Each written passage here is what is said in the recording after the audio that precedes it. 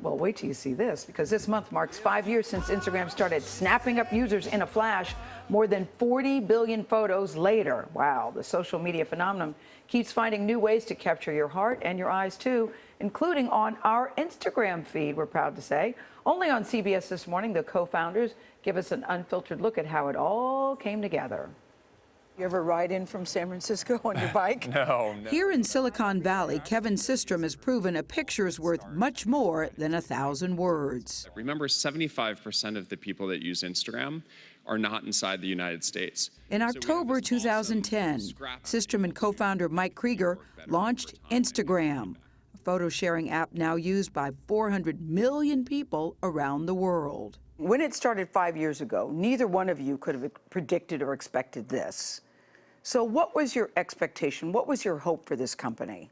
We pressed the button a little bit after midnight to launch it to the Apple App Store. And immediately people just started flowing in, all these email addresses signing up. The first day we had 25,000 people sign up. And, you know, both of us kind of looked at each other and said, whoa. Yeah.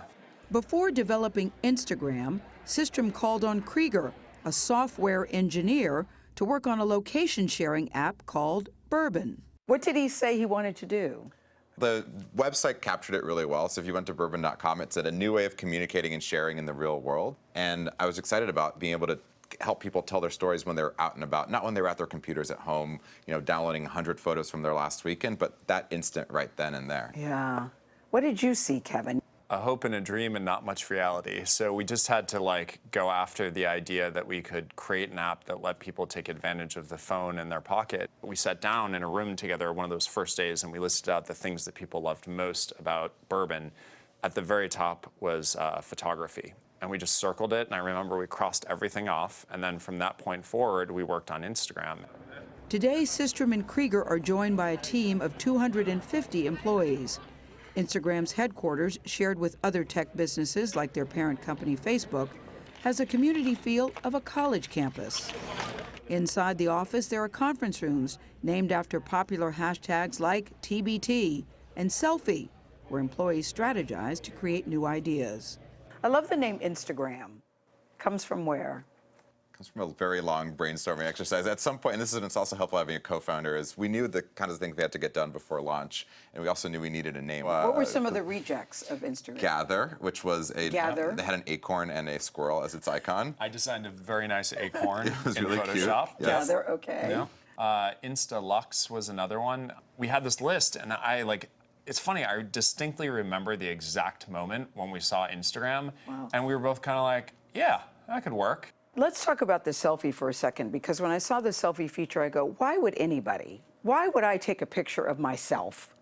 And then, so you go to that to, here I am at the Jay-Z concert. Hey, there's Taylor Swift behind me. So it goes from that to who would ever do it to now everybody does it. How do you feel about selfies?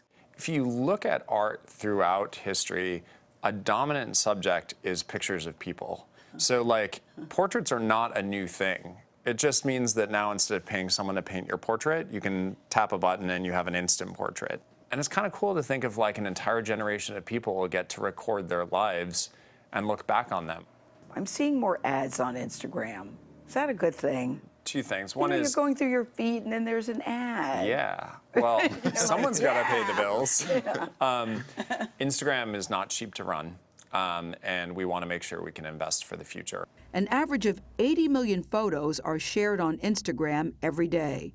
Giving people a platform to share their view of the world is what Systrom is most proud of. There were, riots in Baltimore, and Devin Allen, a photographer on the ground, was taking photos as a photojournalist, but really as an Instagram user. And one of the photos he posted to Instagram became the cover of Time. When Snowstorm Juno hit in this past winter, the front cover of the New York Times the next morning was a series of Instagram images by normal people just using Instagram. And I think it speaks volumes to the power of, citizen journalism and citizen, participation in photography being out in the world.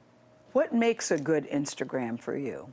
Is there a good day? Is there a good time? I mean, it's from the very beginning, we realized our weekends are huge. So weekends are our prime time. My favorite is Throwback Thursday. Yeah. I don't That's know your if you favorite? participate. Yeah, it's awesome. I mean, seeing pictures of my parents when they were kids, my friends when they were kids, even just seeing like memories that people care about. It's become this crazy trend with hashtag TBT, and now everyone does it. It's pretty cool. Instagram was only 2 years old when Facebook took notice of its cool factor. In 2012, Facebook CEO Mark Zuckerberg signed a $1 billion deal with Instagram to purchase the app.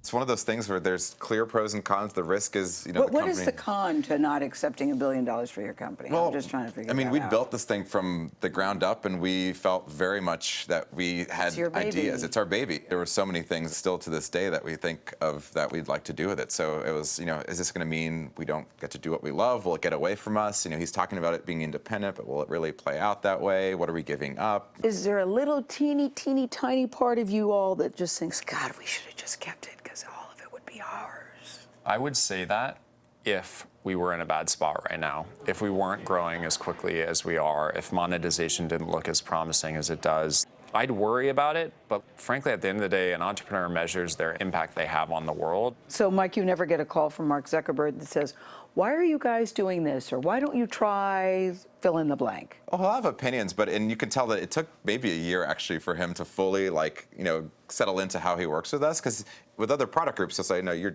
guys are doing this, this is why. There are And he numerous means times it. where I've said, no, we're not going to do that. And he's like, are you sure? Because I really would do it the other way. And yeah, we're going to do it this way. And much to his credit, he's allowed us to run this thing very independently. And I know there are times where we don't necessarily agree. Sometimes I'm wrong. Sometimes he's right. Basically, we find that it's 50-50. And I think that's part of the fun part of learning. And now I look at Instagram and I can't imagine the world really without Instagram. Such a good name, too, Instagram. Such a great name. We could have called it anything, and as long as people loved it. But the good news is we didn't call it Gather. Well, I was going to say, Back to that now. Is that the flow? It's fascinating. I think so, too. You said you love my Instagrams. It was so sweet, guys. They gave me a book of some of my Instagrams. And Charlie, because I know you love following me, I'm going to make sure you get a little, thank you. that you get Thank to you. look at it. But Instagram comes from the word Insta and Yeah. Telegram. It's great. It's doing really Great great. interview. 5 years And and an counting. interesting match with Facebook. Yeah. Yeah, very